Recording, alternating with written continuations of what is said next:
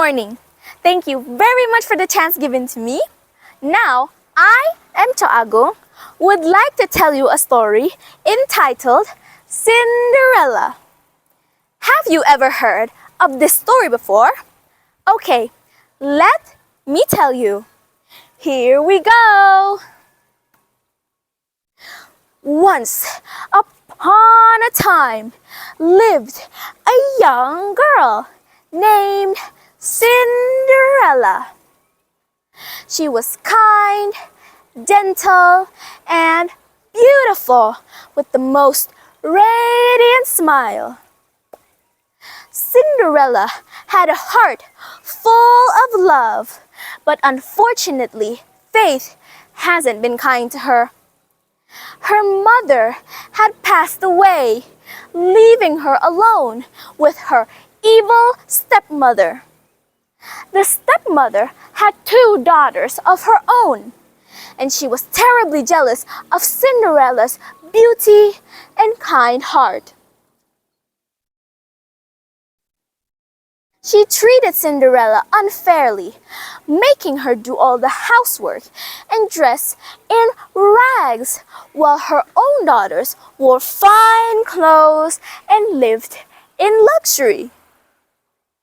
One day, the kingdom was hosting a grand ball at the palace, and every maiden in the land was invited.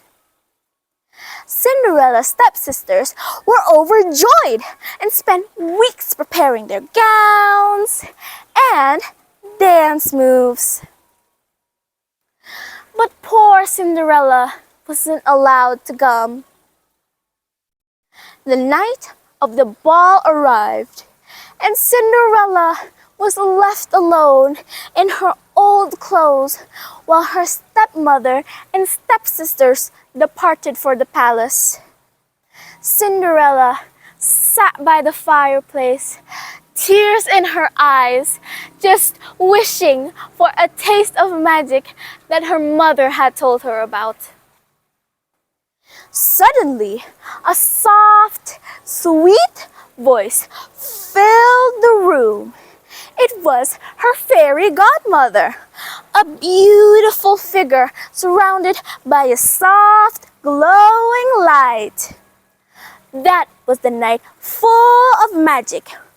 Cinderella's rags were transformed into a stunning gown, and on her feet wore the most delicate glass slippers that sparkled like the stars. The pumpkin turned into a magical golden carriage, and the mice became its horses. It was incredible. But magic would not last forever. Her fairy godmother warned her, "Remember, my dear, the magic will only last until midnight. When the clock strikes 12, you must leave the palace and return home." Cinderella climbed into the magical carriage, and in the blink of an eye, she was at the palace. When Cinderella entered the ballroom, the entire room fell silent. The prince, charmed by her beauty, approached her, and they danced together like a dream. But as hours flew by, Cinderella